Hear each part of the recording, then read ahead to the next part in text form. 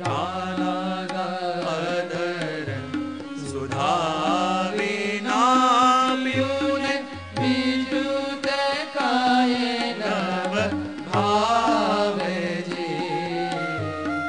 रात पधारे ने निशाए आए वालो प्रीत नहीं उपजावे जी।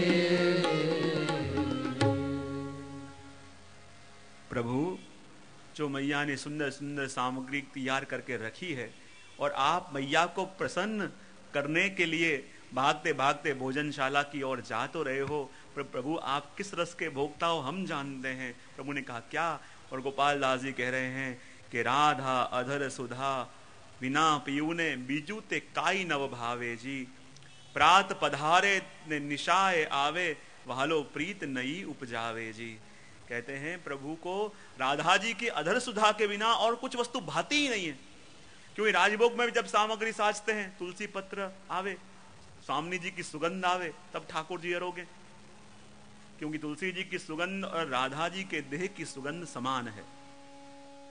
और ठाकुर जी उस रस के भोक्ता हैं, इसलिए तो एक बार प्रभु ने श्री महाप्रभु जी सहस्त्र लीला भावना के अंदर कहते हैं कि प्रभु ने स्वयं सुदामा जी से कहा कि प्रभु क्या बताऊं सुदामा, मेरा हृदय कोई है तो राधा है, क्या बताऊं मेरा जन्म किसी को देख के सफल होता हो ऐसा कोई है वो राधा है।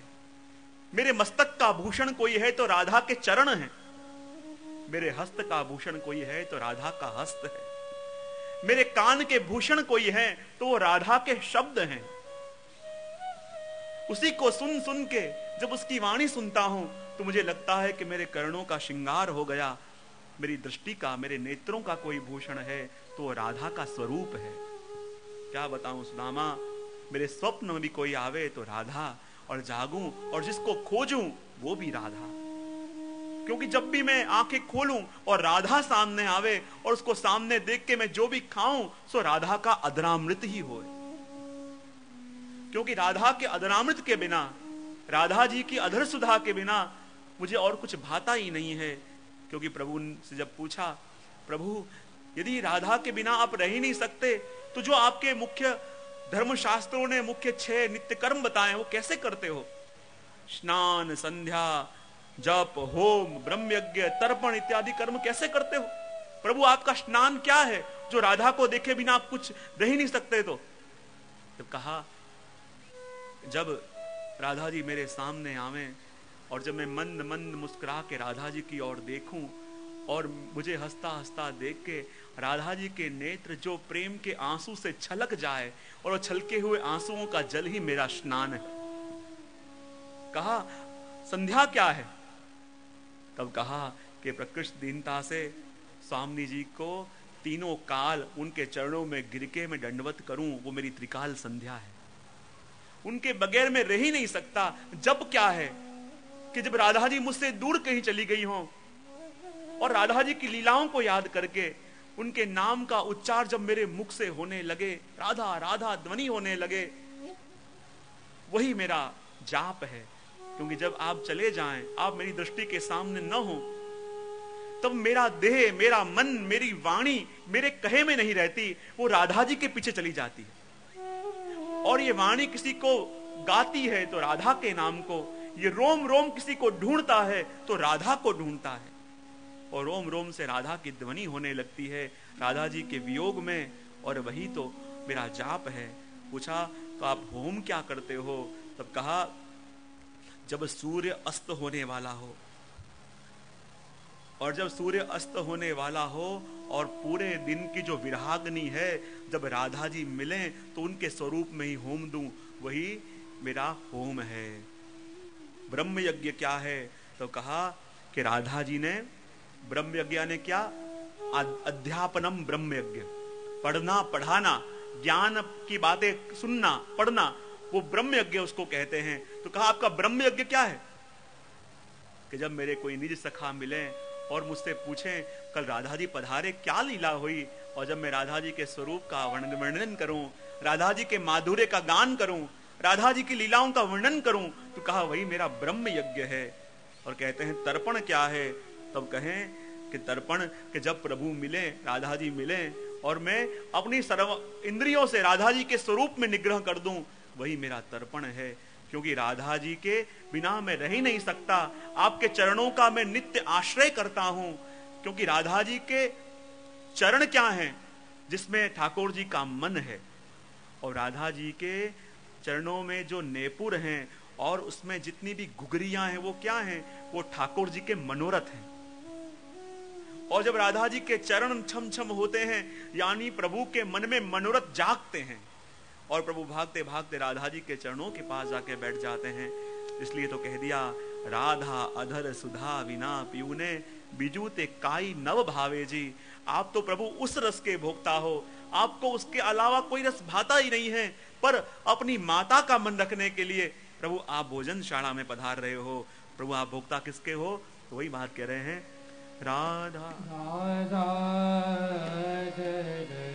सुधा विना पीऊने, बिजू ते काई नव भावे जी।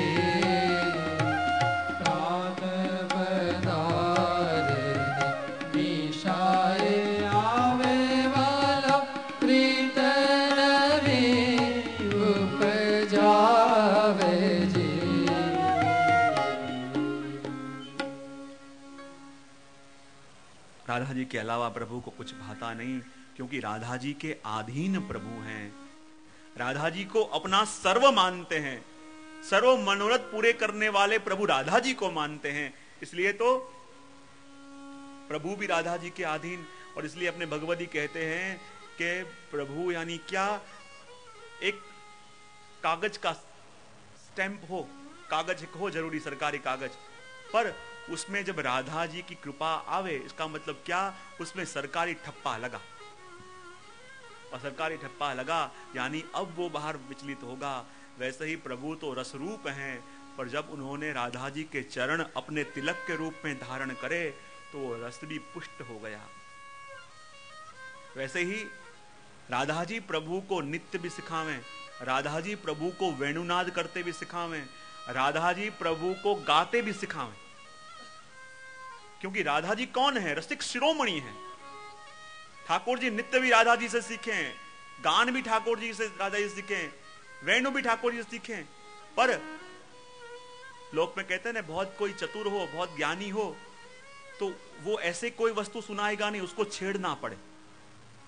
तो जब प्रभु को भी राधा जी से कुछ सुनना हो, वेणु ना सुनना हो, बीन सुननी हो, तो प्रभु कहें, अरे राधा जी आज ये राग सुनाओ, राधा जी नहीं सुनाएंगी। तो जैसे कोई बड़ा कलाकार हो, उसको सीधे कहोगे ये सुना, वो नहीं सुनाएगा। मूडी होते हैं कलाकार, जो ज्ञानी होते हैं मूडी होते हैं, मूड आएगा तो घंटों बैठे रहेंगे, और मूड नहीं है। कुछ पितृचरणी हमको कहते कि कोई वैष्णव बड़े संगीत के शौकीन, और कहीं ट्रेन में जा रहे थे, और जिस डब्बे में बैठे थे, जिस कंपार्टमेंट में बैठे थे, जिस सीट पे बैठे थे, उसके सामने की सीट पे भारत के बहुत बड़े गायक, बहुत प्रसिद्ध गायक बिल्कुल आके बैठे।